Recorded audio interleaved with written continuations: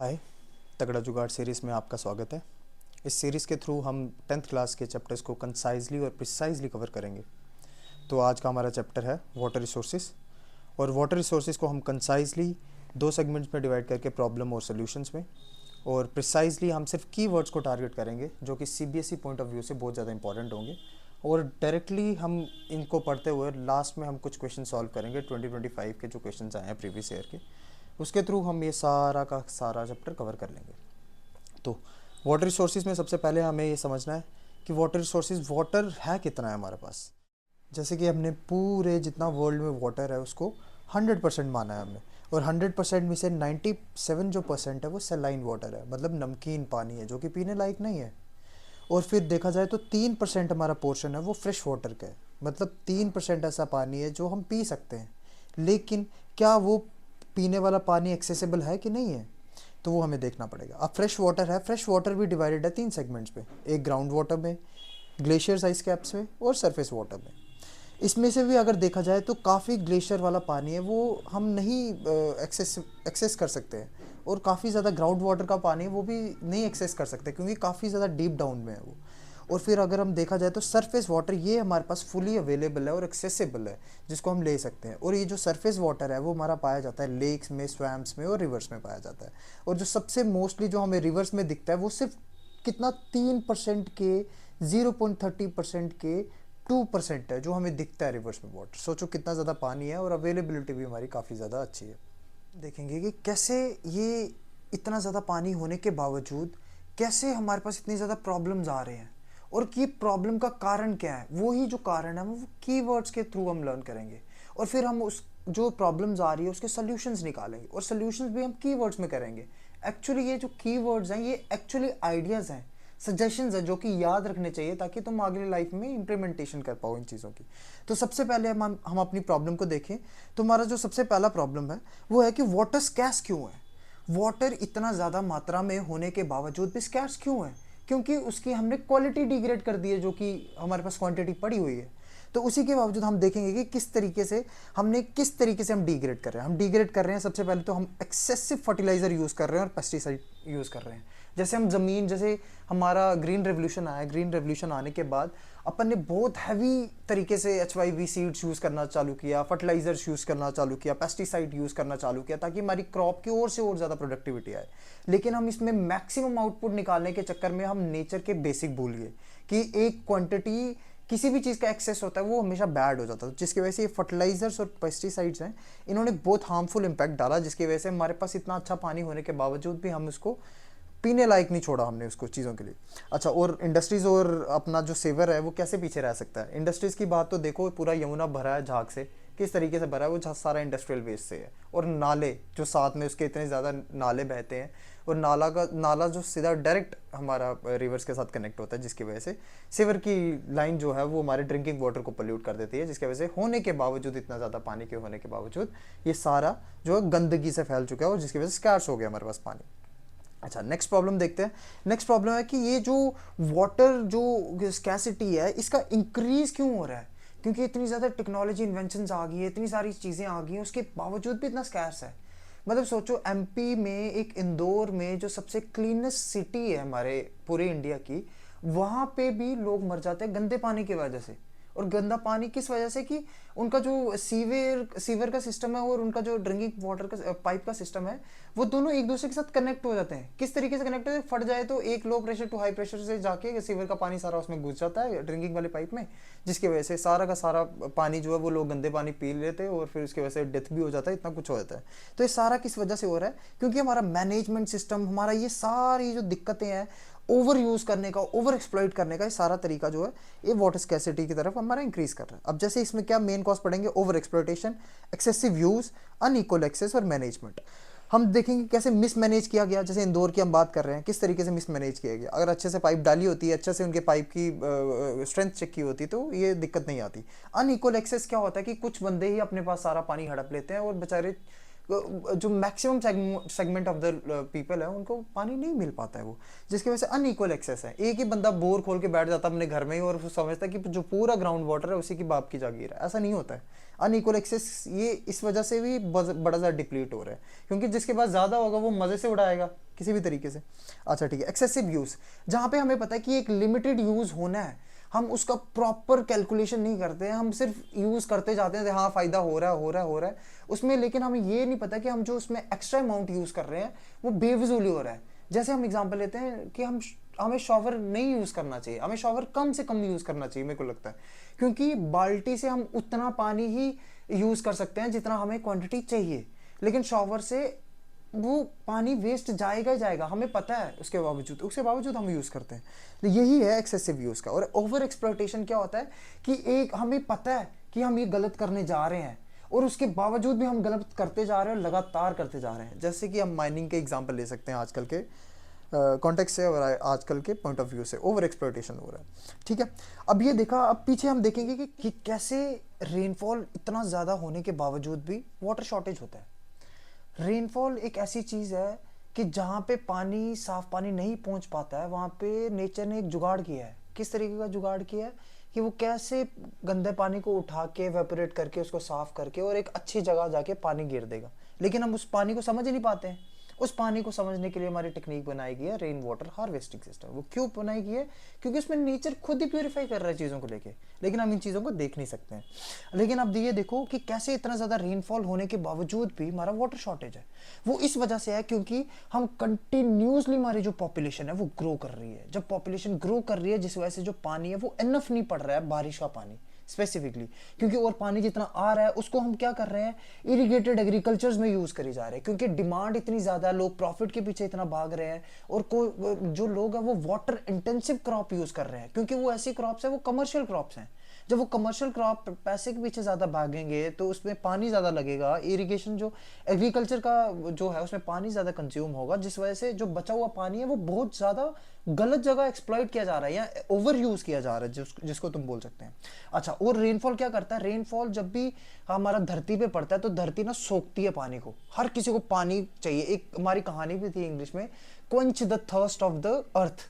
ये जो बारिश है वो धरती की प्यास भी बुझाती है कहीं ना कहीं, और वो प्यास बुझा के वो जो पानी है वो ग्राउंड वाटर में चला जाता है। जब ग्राउंड वाटर में चला जाता है, लेकिन हमने ऊपर बारिश का पानी तो यूज़ कर ही रहे हैं, हम ये नदियों का पानी भी यूज़ कर रहे हैं, उनको एक्सप्लॉइट भी कर रहे हैं, लेकिन अब हमें दिख रहा है कि आगे पीछे हमारा पानी यूज़ नहीं हो सकता, तो हम ग्राउंड वाटर से भी एक्सट्रैक्ट करना चालू कर रहे हैं, जिसकी वजह से हम अर्थ से भी पानी निकाल रहे हैं, ताकि वो जो प्लांट्स वो पानी कंज्यूम कर सकते हैं वो भी नहीं कंज्यूम कर सकते, जिसकी वजह से ओवर एक्सप्लॉइटेशन होता है, जिसकी वजह से ग्राउंड वाटर एक्सट्रैक्शन से बहुत ज़्यादा सिस्टम हो जाता है। अब जैसे क्या कर रहे हैं, अब हम कैसे हम फ्रेश वाटर का जो कंजप्शन है वो कितना ज़्यादा कर रहे हैं, वो और किस में कर रहे हैं, एग्रीकल्चर के यूज़ के लिए कर रहे हैं। मतलब ये फ्रेश वाटर का जो कंजप्शन है, ये सारा का सारा कंजप्शन एग्रीकल्चर कर रहा है, जिसके वजह से जो स्कैसिटी है वो तो पानी की होनी होनी है। ये सारा प्रॉब्लम जो है हमारी, ये सारा जो कंट्रीब्यूट कर रहा है कैसे वाटर रिसोर्स को डिप्लीट करने में या वाटर को स्कैसिटी लाने में। अच्छा, नेक्स्ट स्लाइड में हम देखते हैं किस तरीके से हमारा जो एग्रीकल्चर है वो कैसे इंपैक्ट कर रहा है। एग्रीकल्चर बड़े सारे तरीकों से इंपैक्ट कर सकता है। वो किस तरीके से? एक तो एग्रीकल्चर में सबसे बड़ी बात होती है कि इरिगेशन बहुत बड़ा एक कारण है। इरिगेशन में हमने क्या, इतना ज़्यादा इंटेंसिवली हम वाटर को यूज़ कर रहे हैं या ट्यूबवेल से निकाल रहे हैं, उनको अनरेगुलेटेडली यूज़ कर रहे हैं, कितने इनएफिशिएंट तरीके से हम पंप को यूज़ कर रहे हैं। वो बम्बी खुली है तो खुली रह जाती है, उसको कोई देखता भी नहीं है। फिर उसके बाद क्या होता है कि कैसे हम कंटिन्यूस विड्रॉ कर रहे हैं, हाई डिमांड की वजह से हम क्रॉप भी ज़्यादा उगा रहे हैं, जिसकी वजह से पानी भी बहुत ज़्यादा यूज़ हो रहा है, इनएडुकेट सप्लाई करा रहे हैं, पानी जहाँ पे बह रहा है वहाँ पे नलका बहता ही जाता है, कोई देखता भी नहीं है उसको। अच्छा, और क्या, अब ये जो सारे जो पानी है ग्राउंड वाटर में किसके थ्रू जा रहा है? ये अर्थ के थ्रू जा रहा है। अब अर्थ में कैसे जा रहा है? वो बारिश के थ्रू जा रहा है, लेकिन हम क्या कर रहे हैं, हम सारा पानी निकाल तो रहे हैं अर्थ से, लेकिन उसको रिचार्ज नहीं कर रहे हैं, जिसकी वजह से लैक ऑफ रिचार्ज हो रहा है। रिचार्ज नहीं करोगे तो फिर कितनी देर पानी देगा ग्राउंड वाटर भी नीचे चलता जाएगा। ओवर ड्रिलिंग कर रहे हैं, ओवर ड्रिलिंग, बोरवेल्स हम खोलते हैं, जिसकी वजह से ड्रिलिंग इतनी ज़्यादा डीप डाउन करने पड़ रही है हमें, इतना ज़्यादा, जिसकी वजह से वहाँ की सॉइल की स्ट्रेंथ भी ना आगे पीछे कम होती जाती है और काफ़ी बड़े बड़े पिट्स भी बन जाते हैं इसकी वजह से। तो ये ओवर ड्रिलिंग कर रहे हैं पानी के चक्कर में। अच्छा, बोरवेल्स, ये जो मैंने बात कर रहा हूँ, ओवर ड्रिलिंग और बोरवेल्स, ये दोनों सिमिलर काइंड ऑफ चीज़ है। बोरवेल्स है जिसमें वेल्स बनाने के लिए बड़े बड़े खोदी जाती है, और ओवर ड्रिलिंग है यहाँ छोटी सी तुमने कुछ कर दिया, छोटी वाली बोरिंग कर दी, जिसकी वजह से हमने सिर्फ अपने घर के सप्लाई के लिए यूज़ करते हैं।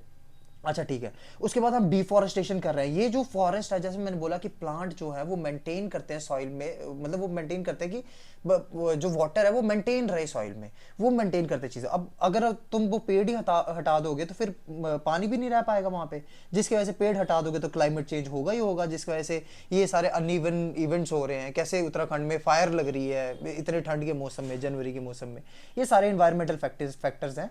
और ये सारे के सारे फैक्टर्स रिलेटेड है ग्राउंड वाटर डिप्लीशन के। कैसे ग्राउंड वाटर के डिप्लीट होने की वजह से इतनी सारी चीज़ें हो रही हैं, और इनका सारा का सारा जो सारा क्रेडिट जाता है वो एग्रीकल्चर को जाता है, जिसकी वजह से हम इतना ज़्यादा गंदे तरीके से एग्रीकल्चर को यूज़ करना चालू कर रहे हैं। अच्छा, अब नेक्स्ट देखते हैं हम कैसे इंडस्ट्रियलाइजेशन और अर्बनाइजेशन। इंडस्ट्रियलाइजेशन मतलब फैक्ट्रीज, फैक्ट्रीज भी पीछे नहीं हट रही गंदा करने को, स्कैसिटी करने में। और अर्बनाइजेशन, अर्बनाइजेशन मतलब बड़ी बड़ी बिल्डिंगें बनानी, बड़ा बड़ा इंफ्रास्ट्रक्चर बनाना, जिसकी वजह से सारी चीज़ें पक्की हो जाएं, और पक्की होने की वजह से कच्चा कुछ ना रहे, और कच्चे होने के अगर पक्का रहेगा तो जिसकी वजह से पानी जब गिरेगा उसके ऊपर तो वो ऊपर ही रह जाएगा पानी, और पानी ऊपर रहेगा, फिर वो सीमेंट के ऊपर से जाते हुए नाले में सीधा जाएगा और वो भी पानी गंदा हो जाएगा। लेकिन अगर कच्ची जमीन हुई तो वो क्या करेगा, पानी सीप इन कर जाएगा उसके अंदर। जब पानी सीप इन कर जाएगा जिसकी वजह से ग्राउंड वाटर रिचार्ज हो जाएगा। लेकिन हम इस तरीके से देखते ही नहीं है चीज़ों को। चलो आगे देखते हैं कैसे इंडस्ट्रियलाइजेशन, ऊपर की जो 2 पॉइंट्स है वो इंडस्ट्रियलाइजेशन के, कैसे इंडस्ट्री का हैवी यूज हो जाता है। कैसे, जैसे मैं एग्जांपल भी देता हूं अपने स्टूडेंट्स को, किस तरीके से हम कूलेंट की तरह यूज करते हैं पानी को। बड़े बड़े इंडस्ट्रीज में ना अगर कुछ बड़ा generate heat and energy generate होती है तो जिसमें कूल करने के लिए हम पानी का यूज करते हैं, जो बहुत ज्यादा हैवी अमाउंट में पानी यूज होता है। ठीक है, और वैसे ही हम देखो कैसे हाइड्रो इलेक्ट्रिक पावर जनरेट करते हैं। एक चक्का घुमाना है हमने पानी के फोर्स की वजह से, वो चक्का घुमा के हमारे इलेक्ट्रिसिटी प्रोड्यूस कर देते हैं, उसको हाइड्रो इलेक्ट्रिक पावर बोलते हैं। अब कैसे अर्बनाइजेशन, अर्बनाइजेशन में हमारे अर्बन हाउसिंग, जैसे मैं बोल रहा हूँ पक्की पक्की चीजें बन चुकी हैं, जिसके वजह से पानी सीप इन नहीं कर सकता है धरती के अंदर, ग्राउंड वाटर रिचार्ज नहीं हो पाता है। ग्राउंड वाटर रिचार्ज नहीं हो पाएगा, पानी में अच्छा मॉइस्चर कंटेंट आएंगे नहीं तो पेड़ पौध भी नहीं हो पाएंगे, सब बंजर जमीनें रह जाएगी। तो अर्बन हाउसिंग का ये इंपैक्ट है। सिटी कंजप्शन क्या, अब एक सिटी में जैसे देखा कि दिल्ली या मुंबई की बात किया जाए, एक ही बिल्डिंग में ना करते कोई 100 से ज्यादा फैमिलीज रहती हैं, इतनी ज्यादा बिल्डिंग हो जाती हैं। तो एक बिल्डिंग में इतनी ज्यादा फैमिलीज रहती है तो उसका कंजप्शन भी बहुत ज्यादा होगा, जिसकी वजह से इतनी ज्यादा डिमांड की वजह से ये सारा इंडस्ट्रियलाइजेशन और अर्बनाइजेशन कैसे वर्स कर रहा है वाटर स्कैसिटी को। अच्छा, नेक्स्ट हम देखते हैं कैसे हमारे जो ये मल्टीपर्पज प्रोजेक्ट है, मल्टीपर्पज प्रोजेक्ट हम डैम्स को भी बोल सकते हैं, और कैसे इंटरलिंकिंग भी कर रहे हैं जैसे रिवर्स का, ये सारा मल्टीपर्पज प्रोजेक्ट में आता है। मल्टीपर्पज जो रिवर्स प्रोजेक्ट है वो, उसमें एक मेन जो चीज़ है वो डैम है, क्योंकि अगर किसी 2 रिवर्स को भी जोड़ना हो तो हमें किसी ना किसी जगह उनको प्लग इन करना पड़ेगा, और प्लग इन करने के लिए एक डैम सबसे अच्छा एक अच्छा गेटवे है, जिस वजह से हम 2 रिवर्स को जोड़ सकते हैं और बड़ी सारी चीज़ें कर सकते हैं। लेकिन हम इसमें प्रॉब्लम्स पढ़ रहे हैं तो इस प्रॉब्लम सेगमेंट में हम डैम्स के प्रॉब्लम्स पढ़ेंगे। प्रॉब्लम क्या होता है, सबसे पहले रिवर फ्लो, रिवर फ्लो को डिसरप्ट करता है। ऑब्वियसली अगर तुम कुछ पानी के फ्लो के बीच में कुछ रख दोगे तो वो डिसरप्ट करेगा, जो नेचुरल फ्लो है उसका बिगड़ेगा ही बिगड़ेगा। ठीक है, नेक्स्ट क्या होगा, वो जब नेचुरल फ्लो बिगड़ेगा तो जो गेट गुड लगाया है, गेट लगाने की वजह से जो सेडिमेंट, सैंड, क्ले पार्टिकल्स जो भी कैरी कर रहा है वो पानी, वो सारा का सारा वहीं बैठ जाएगा जहां पे गेट लगा हुआ है, जिसकी वजह से वो वाली जगह पे सेडिमेंटेशन हो जाता है। जब सेडिमेंटेशन हो जाता है वो क्या कर देता है, जो हमारा जो पूरा डैम की कैपेसिटी है वो भी कम कर देता है, क्योंकि नीचे पूरा वो पत्थर पत्थर पत्थर पत्थर सारे बढ़ते जाएंगे, जिसकी वजह से कैपेसिटी ऑब्वियसली कम होती जाएगी डैम की। सेडिमेंटेशन भी एक बहुत बड़ा कारण है, जिसकी वजह से कभी कभार डैम टूट भी सकता है, कुछ भी हो सकता है इस वजह से। अच्छा ठीक है, एक्वेटिक लाइफ पे कैसे इफेक्ट डालता है, अब जैसे रिवर्स होती हैं उसमें कुछ मछलियां होती हैं, काफ़ी ज़्यादा ये जो हमारे एक्वेटिक एनिमल्स होते हैं, जिसकी वजह से उनको ना ब्रीडिंग करने के लिए और प्रॉपर एक लाइफ जीने के लिए उनको फ्रीडम चाहिए, पूरा फ्रीडम चाहिए। अगर तुम गेट गुड लगा दो, वो कभी किसी कहीं पे फंस जाएंगी, कभी कहीं पे फंस जाएंगे, जिसकी वजह से एक्वेटिक लाइफ सस्टेन नहीं कर सकती। तो डैम का ये बहुत बड़ा डीमेरिट है। सॉइल सैलिनेशन की क्या मतलब होता है, सॉइल सैलिनेशन ये मतलब है कि जो पानी का जो सारा का सॉल्ट कंटेंट होता है ना, वो सारा का सारा रिवर्स के साथ फ्लो नहीं करता है, वो एक ही जगह कंटेंट सारा इकट्ठा हो जाता है, क्योंकि पानी एक जगह इकट्ठा हो रहा है, जिसकी वजह से वहाँ की सॉइल की सैलिनेशन जो है, सॉइल का जो सैलिनिटी है वो लेवल बहुत ज़्यादा बढ़ जाता है, जिसको सॉइल सैलिनेशन बोलते हैं। अच्छा, और क्या, फ्लडिंग सबसे बड़ा कारण, जैसे मैं बोल रहा हूँ फ्लडिंग सेडिमेंटेशन से आता है, सेडिमेंटेशन से भी आ सकता है और रिवर के फ्लो से भी आ सकता है। अगर पीछे ज़्यादा कोई बाढ़ आ गई जिस वजह से ये सारी फ्लडिंग की दिक्कतें आ सकती है, इसके बारे में ज़्यादा डिस्कस करने की जरूरत नहीं है। अच्छा, अब हम सॉल्यूशंस की तरफ चलते हैं। सॉल्यूशन में क्या है, सबसे पहले हम वाटर को देखें तो वाटर को हमें मैनेज करना आना चाहिए, हमें कंजर्व करना आना चाहिए। हम कंजर्व क्यों करेंगे? क्योंकि हमारी हेल्थ सिक्योरिटी के लिए। क्योंकि जैसे मैं ये देखूँ, अगर डैम कहीं पे बना है, वहाँ पे पानी अगर जमा हो रहा है, पानी जमा होने की वजह से तुम देखना वहाँ पे ग्रीन ग्रीन एल्गी फैल जाती है। ग्रीन ग्रीन एल्गी फैलने की वजह से वहाँ पे और मच्छर मक्खी सब कुछ बड़ी सारी चीज़ें आ जाती है, जिसकी वजह से हमारी हेल्थ पे दिक्कत आ सकती है। अगर कहीं पे डैम बनते हैं या कहीं पे पानी रुका हुआ पानी है, गंदा पानी है, पॉन्ड्स है, लेक गंदे वाले जो हैं, उस वजह से हमने वाटर को कंजर्व करना पड़ता है ताकि हम हमारी हेल्थ सेफ रहे हमारे। अच्छा, वाटर अगर हम कंजर्व करेंगे किस मतलब फूड सिक्योरिटी को लेके, अब ऐसा नहीं कि पानी को एक्सेसिव यूज़ करी जा रही है, पानी हमें फूड के लिए बहुत ज़्यादा काम आता है, जिस वजह से हमें फूड सिक्योरिटी में भी हेल्प करेगा, हमारे सस्टेनेबल लाइवलीहुड में भी काम करेगा। हमें डेली पीने के लिए पानी तो चाहिए होता है और इकोसिस्टम बैलेंस के लिए भी चाहिए। जैसे मैंने बोला कि पेड़ को पानी चाहिए, वो सॉइल से लेता है पानी किस तरीके से, और वो सारा एक दूसरे का म्यूचुअल रिलेशनशिप है, जिसकी वजह से इकोसिस्टम बैलेंस रहता है सॉइल और फॉरेस्ट का। अच्छा, नेक्स्ट पॉइंट हम देखते हैं कैसे गवर्नमेंट ने इनिशिएटिव लिए हैं। गवर्नमेंट का सबसे बड़ा इनिशिएटिव है जल जीवन मिशन, जो कि हमारी एनसीईआरटी में मेंशन है। जल जीवन मिशन के मैंने कुछ प्रोज देखे, कुछ कॉन्स लिए हैं। अब प्रोज का क्या है कि यहाँ पे यूनिवर्सल एक्सेस दिया गया है। यूनिवर्सल एक्सेस किनको दिया है? रूरल हाउस होल्ड को दिया गया है, गांव के हाउस होल्ड को दिया गया। ये स्पेसिफिकली याद रखना पॉइंट। अच्छा, इसमें क्या बोला? एडिक्वेट सप्लाई करना है। एडिक्वेट मतलब पूरे सही तरीके की सप्लाई होनी चाहिए। 55 लीटर मिलता है तो 55 लीटर मिलना चाहिए पर पर्सन बंदे को, ठीक है, उस हिसाब से चलेगा। अच्छा, लॉन्ग टर्म सिक्योरिटी क्या मतलब? ये सस्टेनेबल वाटर मैनेजमेंट के लिए। अब सस्टेनेबल क्या होता है? सस्टेनेबल कोई भी चीज होती है जिसको हम प्रेजेंट में यूज कर सकते हैं और हम फ्यूचर पर्सपेक्टिव के लिए भी उसको बचा के रखें। मतलब कोई भी चीज हम अच्छे से संभाल के रखें, तरीके से रखें, ताकि वो सस्टेन कर सके लॉन्ग टर्म के लिए, तभी हम आने वाले पुश्तों को दे सके। तभी लॉन्ग टर्म सिक्योरिटी है, तभी लॉन्ग टर्म का सस्टेनेबल से ज्यादा लिंक करता है। अच्छा, कॉन्स क्या है? हाई कॉस्ट आता है, क्योंकि हर जगह पाइप है, हर नल जल, ये सारी चीजें हैं, ये पहुंचाना हाई कॉस्ट को लगता है। इंप्लीमेंटेशन चैलेंजेस है, क्योंकि लॉजिस्टिक चैलेंज आते हैं, एडमिनिस्ट्रेशन के चैलेंज आते हैं, पैसा कोई दे रहा है, कोई नहीं दे रहा है, कोई लगाने जा रहा है, कितना कोई सिरदर्दी ले रहा है कि हाँ मैं यहाँ पे पाइप लगाऊं, यहाँ पे पानी दूं, ये सारी चीज़ें बड़ी ज़्यादा चैलेंजेस आती है। अच्छा, मेंटेनिंग क्या? मेंटेनिंग का इशू हो जाता है, जैसे मैंने बताया एमपी में किस तरीके से मेंटेनिंग का इशू है, ठीक है ना। अच्छा, नेक्स्ट हम देखते हैं किस तरीके से हमारा इंटीग्रेटेड वाटर रिसोर्स मैनेजमेंट भी एक बहुत अच्छा तरीका है। इंटर वाटर रिसोर्स मैनेजमेंट क्या है कि दो रिवर्स को तुम मिला सकते हो, या तुम ग्राउंड वाटर को मैनेज कर सकते हो, या तुम कृषि सिंचाई योजना के थ्रू हम गवर्नमेंट के इनिशिएटिव, जो एग्रीकल्चर के इनिशिएटिव है इरीगेशन के, हम वो फॉलो कर सकते हैं। जैसे हम स्प्रिंकलर मेथड यूज़ कर सकते हैं, हम कम से कम यूज़ कर सकते हैं पानी का, जितना वहाँ पे नीड है उतना ही यूज़ कर सकते हैं। अच्छा, ठीक है, सरफेस वाटर का भी मैनेज कर सकते हैं। ये सारी चीज़ों से हम क्या कर सकते हैं? वाटर रिसोर्सेज को मैनेज कर सकते हैं सस्टेनेबल यूज से। तो हमने ये सारे कीवर्ड्स देखने, ठीक है। अच्छा, नेक्स्ट हमारा वाटर, रेन वाटर की हमने काफ़ी बार बात कर ली है कि रेन वाटर को पलार पानी भी बोलते हैं, मतलब पीने वाला पानी भी बोलते हैं। ये हमने देख लिया किस तरीके से। अब ये क्या करता है? रेन वाटर जो है वो लोकल इकोसिस्टम को फ्रेंडली बनाता है, डिसेंट्रलाइज करता है। अब ऐसा नहीं है कि हमें एक टंकी बनानी पड़ेगी एक शहर में तभी लोगों के पास पानी पहुंच पाएगा, ऐसा नहीं होगा। हमारा यहाँ पे डिसेंट्रलाइजेशन हो चुकी है। अब हर घर अपना पानी जोड़ सकता है, अपने तरीके से जोड़ सकता है, अपना लगा दो अपना सिस्टम रेन वाटर हार्वेस्टिंग वाला अपने घर के ऊपर, और तुम खुद नेचर से सीधा डायरेक्टली कॉन्टैक्ट करके वहां से पानी ले सकते हो। अच्छा, इंटीग्रेटेड इको सोल्यूशंस ला सकता है। क्यों ला सकता है? क्योंकि अगर सोचो कि एक ही एरिया पर ज्यादा लोग रेन वाटर हार्वेस्टिंग कर रहा है, सब अपना अपना पानी बचा रहे हैं, जिसकी वजह से इंटीग्रेटेड सोल्यूशन बन जाता है पूरी सोसाइटी का ही वो, ठीक है। अच्छा, इसके नेगेटिव इंपैक्ट्स क्या है कि लिमिटेड इंपैक्ट डालता है, क्योंकि अगर जो बंदा फॉलो करना चाहता है वो ही कर सकता है ये, इसका दूसरे घर पे कोई इंपैक्ट नहीं डाल सकता। ये इंडिविजुअल अप्रोच है और ये इंडिविजुअलिज्म पे ज़्यादा फोकस करता है।